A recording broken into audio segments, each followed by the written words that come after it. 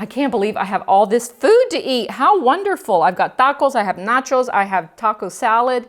We're gonna feast tonight. This is so good. I love making beef picadillo in advance because then you have it on hand for whatever dishes that you would like to create in the future. I really try not to make nachos because it's one of those dishes that I just cannot stop eating.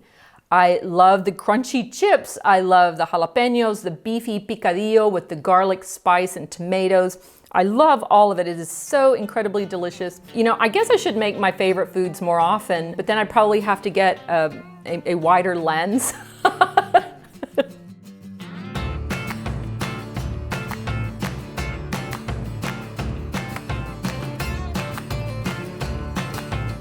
Hey y'all, I'm Melissa Guerra. I'm the Kitchen Wrangler, and today we're going to be making beef picadillo, which is such a convenient dish. I make picadillo when I'm really in need of a very quick dinner, or I make it ahead of time when I want to make a bunch of dinners later on. So let's get started on our beef picadillo. Beef picadillo is a stew that is made out of ground meat. And you think, wow, how can you make a stew out of ground meat? You know, it is so incredibly delicious. It has garlic and tomatoes, and it is slowly stewed. And I have a couple of hacks though that can actually make it even easier to make than what it is. I totally recommend beef picadillo as a beginner dish for dinner. Super easy. The first two ingredients that we need are ground beef and chopped onions. Now, usually in the dishes that I make, I start out by sauteing the onions, but we're using ground beef, and a lot of times ground beef can have quite a bit of fat in it, so you think, well, do I really want to saute onions in vegetable oil and then add ground beef? Like, that is a lot of extra added fat. So what you can do, I've figured out this little trick, is you can start by browning the ground beef and let a little bit of the fat render, and then we're going to move the ground beef aside, leave kind of an open space in the middle, and the rendered fat will collect there, and then we'll add those chopped onions. So the onions are sauteing at the same time that the beef is browning. You don't want to add the beef and the onions at the same time because then the onions just steam and they don't get that really gorgeous caramelized flavor. Another hack when you're making picadillo is you don't actually need to use thawed out ground beef. If all you have is frozen ground beef, you can actually start your picadillo dish by placing the frozen block of ground beef in your heated pan.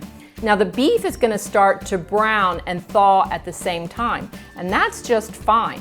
Eventually, all of the beef will brown. It will no longer be frozen.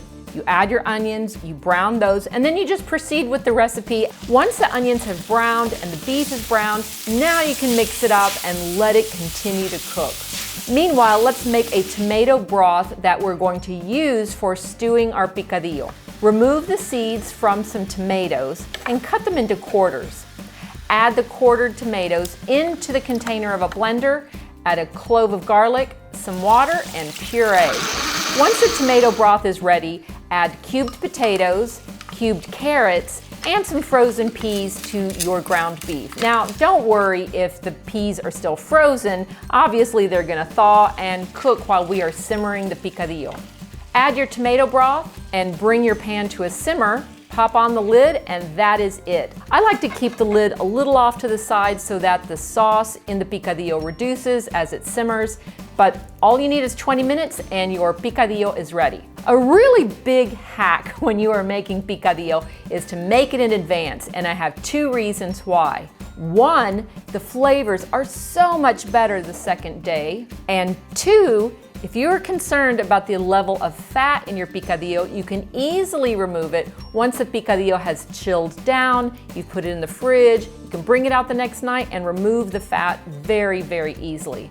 It's a lot more easy to remove the fat that way than trying to remove it while the picadillo is still hot in the pan. And once your picadillo is cooked, you can actually put it back in the freezer so you can use it weeks later.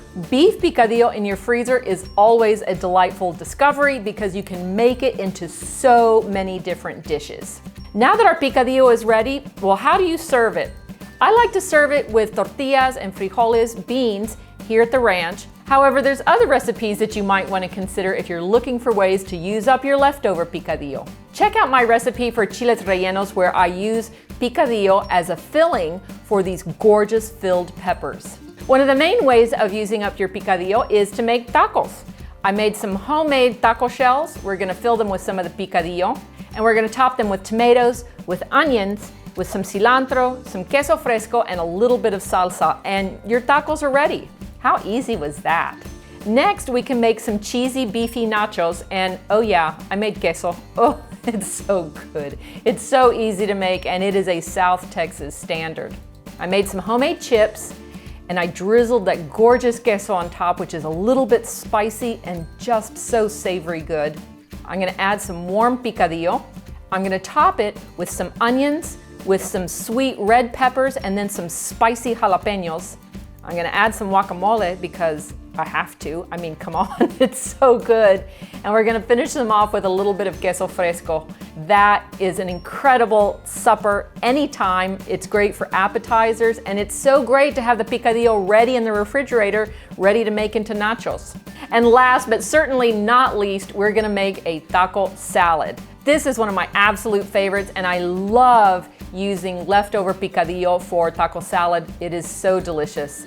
Just get a big old bowl, add lettuce, tomatoes, onions, cheese, and more cheese. Oh yeah, I mixed 2 different types of cheeses. I have Monterey Jack and cheddar.